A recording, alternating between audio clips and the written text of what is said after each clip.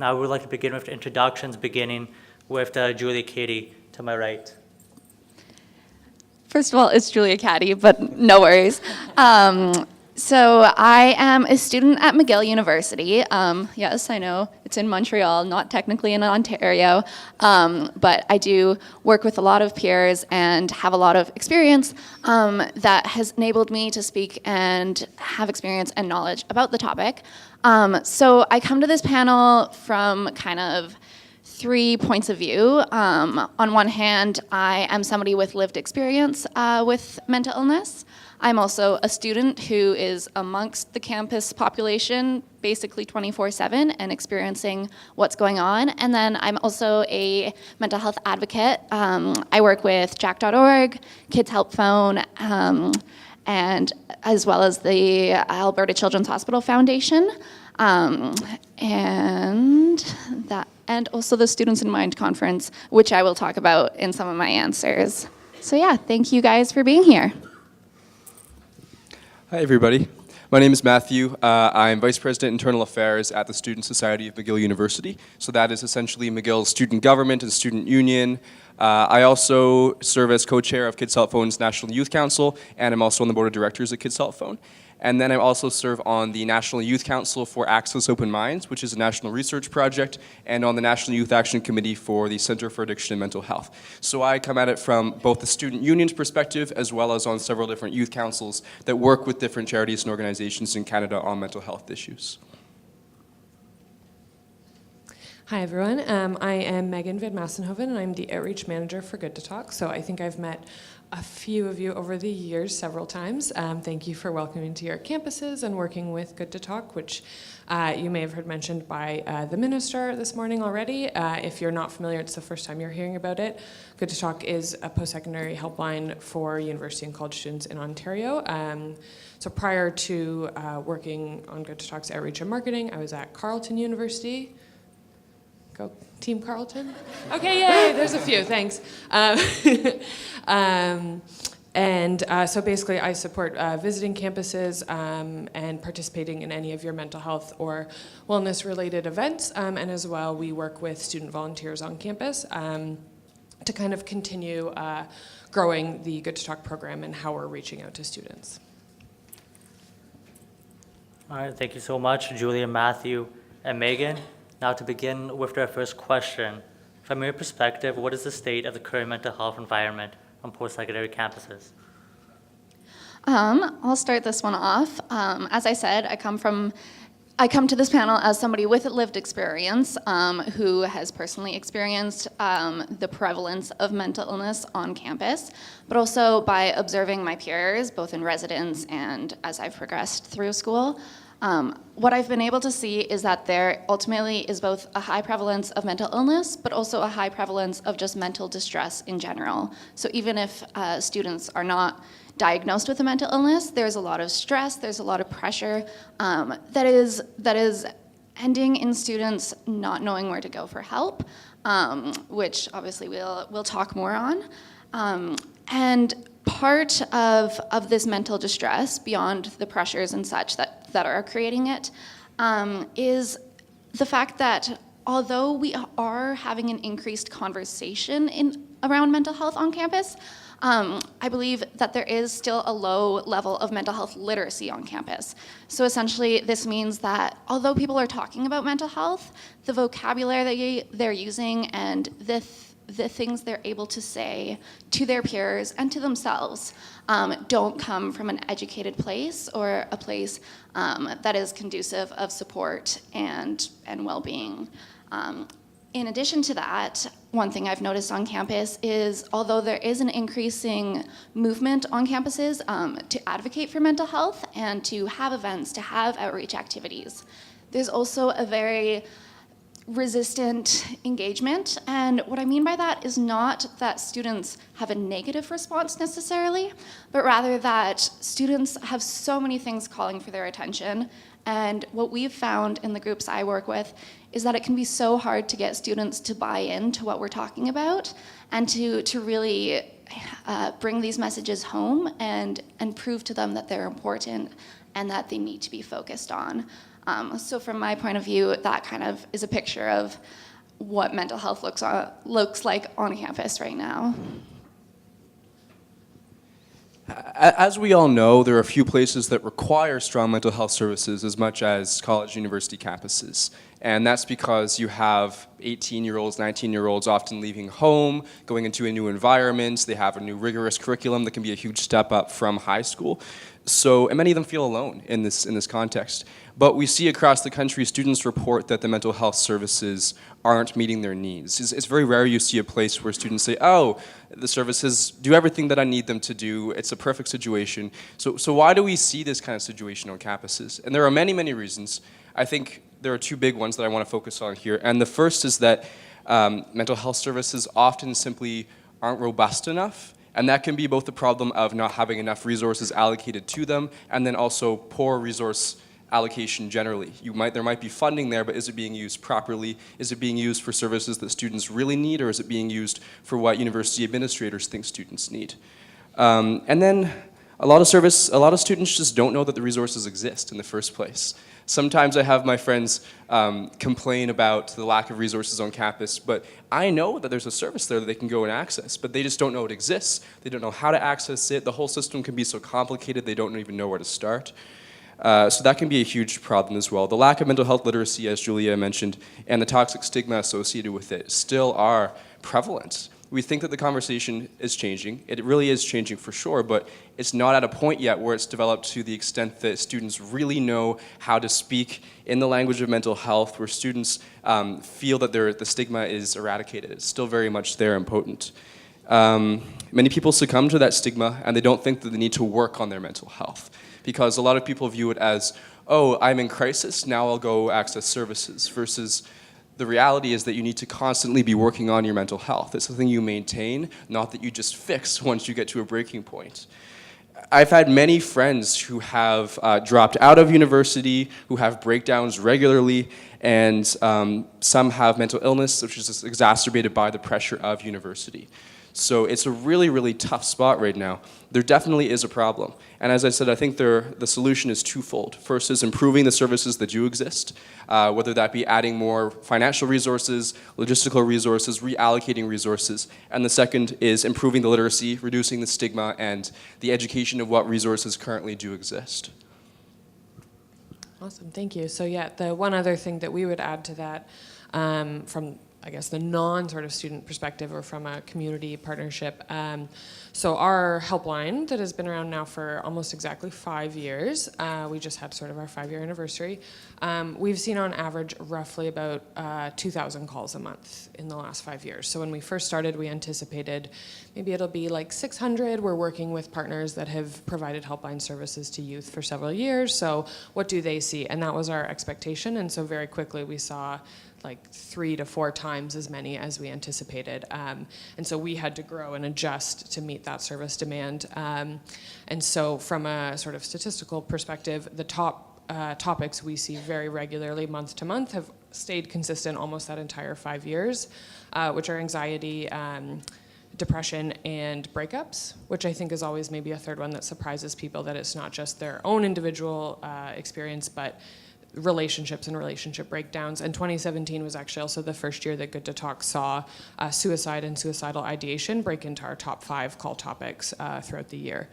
Not that we didn't get calls about that before, but this is a bit of a growth last year, so sort of something interesting to think about. And one of the things that I think, there's 2 things that really surprised me 4 years ago when I started this job and I started doing tables on campus. And the first was that I had been told beforehand, you know, it's mental health, not everyone wants to talk about it. You're probably not going to have a lot of people approach your booth because they're going to see mental health and they're going to run the other direction. And that is still sometimes a struggle, or people come up, they don't really want to say anything, and that's fine. But I also had people come up and say, oh, this helpline, I called this last night. Or, oh, wow, so can I call about this? Or even people who said, oh, can I call if it's just stress? And that really stunned me a little bit that, one, there was sort of an openness and willingness to talk about it, but also that some people really thought that just stress, just anxiety, that these were not important enough to warrant mental health attention. So I think that sort of speaks to what Matthew and Julia said. And then the second thing I noticed too is that over the years, and this is a big thank you to everyone in this room who has helped us and shared information about Good to Talk, is that what I hear from what I assume to be the people here and other campus staff and faculty is this like great outpouring of gratitude of like, thank you for offering this service, because it takes so much pressure off me when I know my service is only available till 5 p.m. or doesn't have any available appointments until next Friday, that I can give someone a professional service that is available 24/7. So again, that's a huge thank you to everyone here who spreads our mission, because campus staff are the #1 referral source for Good to Talk, but also that it really made me think about how we can kind of coexist and how different services in the community can support services on campus and vice versa.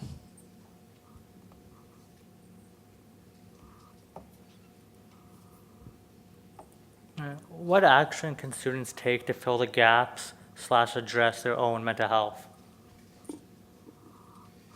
Yeah, so it's certainly the onus is definitely on the student union to work with university administrators and to get students around the table, the decision-making table, with counseling and psychiatric services.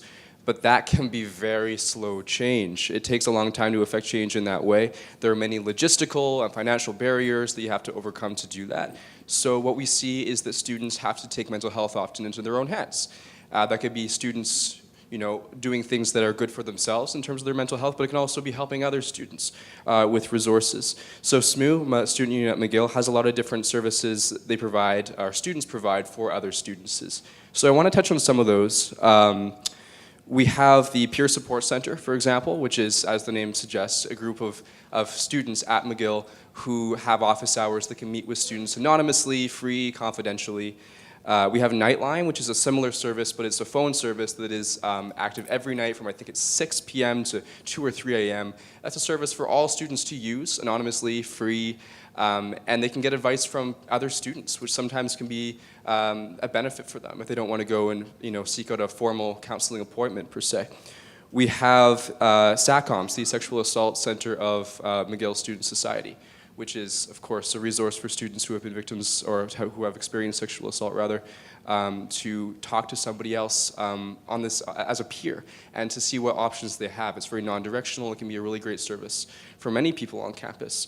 And the SMU Mental Health Committee is a committee of our student union that works to promote the different resources on campus, to plan Mental Health Awareness Week, which can really help take away at that stigma and work towards a stigma-free future.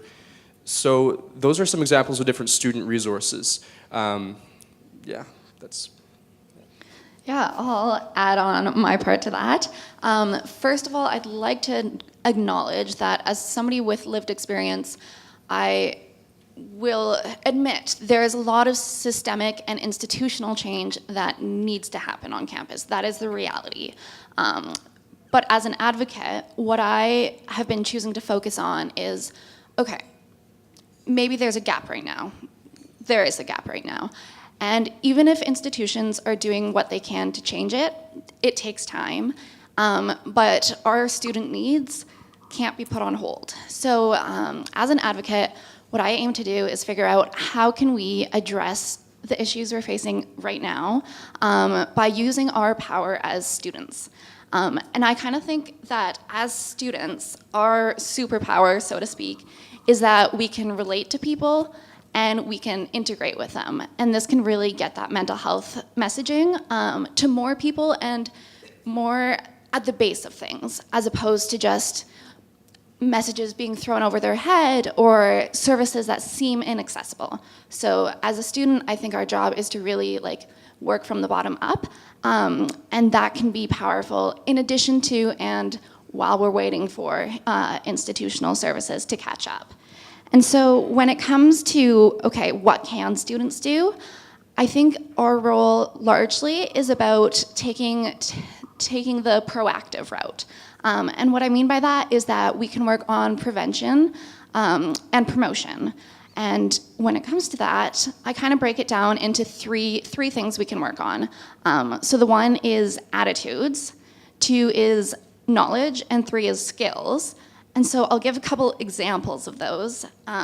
So in terms of attitudes, if a student group wants to change attitudes around mental health, to me, the biggest part of this is changing the belief that mental health is not important.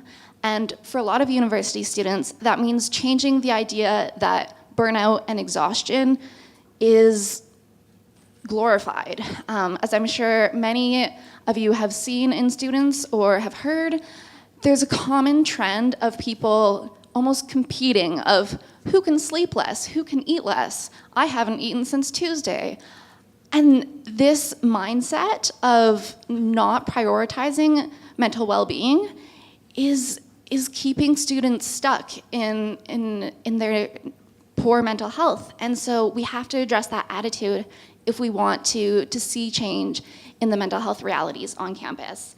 And in terms of how do we do this, obviously there's no clear answer, but I have a couple examples of things groups I've worked with have done on campus. As part of the JAC chapter at McGill University, one of our outreach activities this semester is creating posters to put in libraries that encourage study breaks.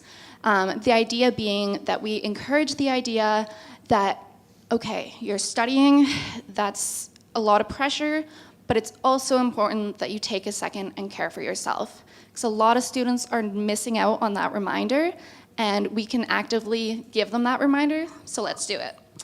Another example of changing attitudes is the idea of being a role model. And what this means to me is that as an advocate, I see it particularly important to practice self-care and to share those messages of, I'm gonna take a second and care for my mental health. I know I have a lot of assignments right now, but what I need to do is go shopping. Or like, what I need to do is go to bed. You know, like we all have those needs. And what I've realized as an advocate is the number one step we can take is by living those messages ourselves. And then another thing with social media, we can then promote this on social media to reach more students. So if we're engaging in those healthy behaviors, let's make it shown so that people start to value caring for themselves as opposed to valuing the competitive side of overexhaustion and pressure and work. When it comes to knowledge about mental health, a lot of this is to be done through things like outreach committees. So as part of the JAC chapter at McGill, I'm VP Outreach. And so we host different initiatives throughout the year, including poster campaigns and tabling and social media and online campaigns that aim to get messages out there, but specifically that aim to get out messages that are true, that are fact-based, and that are safe, and that are giving people a foundational understanding of mental health instead of just putting it in their face. Because as I'm sure many of you know, as conversation starts up about mental health, a lot of it is coming from an uneducated place. And what I've seen in peers is that that can do more harm than good at times. And so as advocates, as people wanting to make change, we can influence that by putting out those proper messages to lay that groundwork. Another way we can address the knowledge is through things like workshops. So I work with the Students in Mind conference at McGill, which is a student-run mental health conference. And part of that day is we host workshops to educate people on mental health and on tangible skills. And for example, we start the day with Mental Health 101, because although I'm sure many of you in this room feel like you've had Mental Health 101, the reality is most of our students have never had that. And so as an advocate, as a student, I find it my job to step in and to share those 101 messages and to get people on the right page. Now, the third part I mentioned was skills. So when it comes to addressing skills in terms of mental health, I think a lot of what we need to capitalize on is peers' ability to support one another. We'll talk about this later, but institutions can definitely have a role in facilitating this. But I think as we wait for services to catch up, so to speak, there's a lot of power in enabling peers to support themselves and to support others. So whether that be online training, as is done through jack.org and other organizations, or if that's things like workshops like the Students in Mind conference, where we're giving students the skills, the active listening skills, crisis management, suicide prevention, those tangible skills, those coping strategies, so that they know what to do before they've reached crisis. That goes back to that proactive idea of how can we equip students to maintain their mental health rather than just respond to when they've hit a wall and don't know where to turn. With all that I've said, unfortunately there are still barriers we run into to making these things a reality, and a lot of that comes down to, as I mentioned earlier, not having enough buy-in from the students. A lot of students care if you ask them about it, but they aren't there to talk to you in the first place because they're busy. So then the question becomes, how can we make our cause legitimate? How can we make students eager to change and eager to listen to us? So yeah. Thank you, Julia and Matthew. Moving on to our next question. What can institutions and community organizations empower students to fill the current gap? Okay, I'll start this one. So I've kind of made a list here that I'm going to share with you of tangible things that we as students could use from institutions. As I'm sure most of you or a lot of you work in campus situations and have the power to provide resources to students and to make that change. My hope right now is to give you some ideas of actual changes you could make that could be helpful.